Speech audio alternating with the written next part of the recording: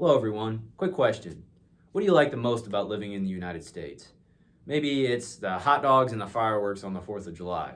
Or maybe it is the freedom of speech and religion that we have. Or maybe it's the ability to move up in society, be a business owner, to be creative. Well, I learned a story a few years back about a young man who grew up in communist Hungary in the 1960s, and he wasn't given any of these freedoms.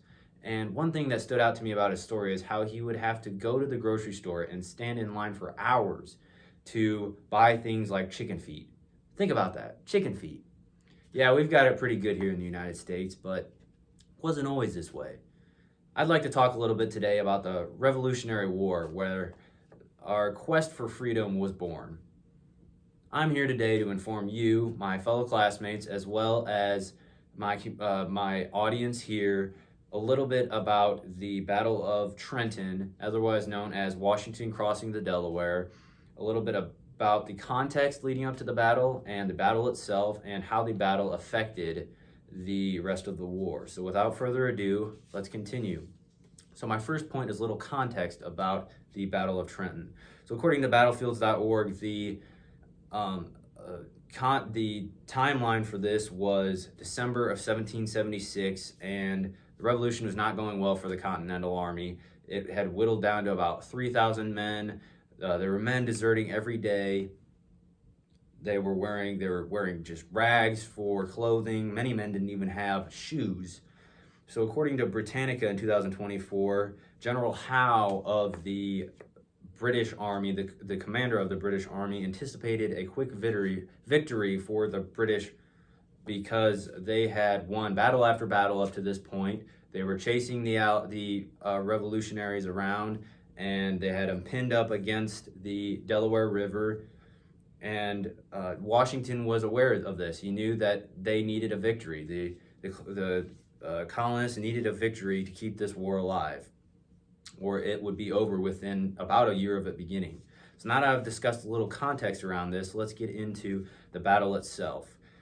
So according to Wikipedia, in 2024, Washington's plan was to capture the Hessian stronghold at Trenton, New Jersey on Christmas night in 1776.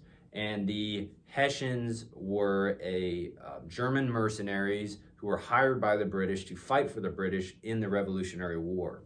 According to mountvernon.org in 2024, unfortunately, the Hessians were actually informed of Washington's plans prior to him attacking because of American deserters, and the commander actually scoffed in their faces because he didn't believe Washington could pull off such an attack with the weather being as bad as it was. And it was bad. Washington's original plan was to send 3 separate units across the Delaware River to attack the fortress at various points, but only his unit made it across the river because of the ice and the snow and the bad weather. But once they did, the attack and the battle was a success. And according to Sullivan of History.com, with almost 0 American casualties, 22 Hessians were killed, 92 were wounded, and 918 Hessians were captured out of the 1,400 at the post. So now that I've discussed the battle itself, how did this affect the rest of the war? Well, as you can imagine, it was a huge boost for the colonials.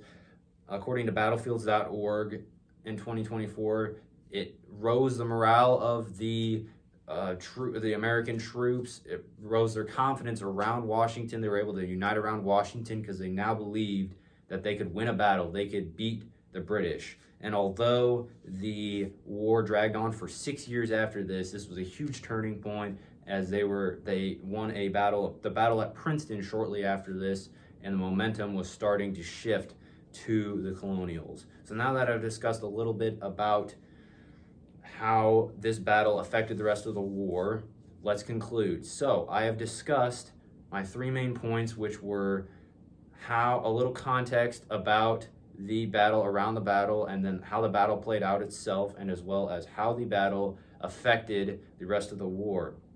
This was a huge victory for Washington and a huge victory for freedom, the cause of freedom. And speaking of freedom, you might be wondering, whatever happened to that young man living in communist Hungary? How did he gain his freedom? Well, after a few times of trying to escape and being captured and brought back, he eventually was able to escape Hungary by holding onto the bottom of a train that was leaving the country, which is just crazy to think about. But eventually he made his way to the United States and Central Illinois, and now he enjoys the freedom and privileges that we enjoy every day because of the great men of the past and our great forefathers who fought for our freedom. So thank you so much for listening, and I hope you learned a little bit about the Battle of Trenton.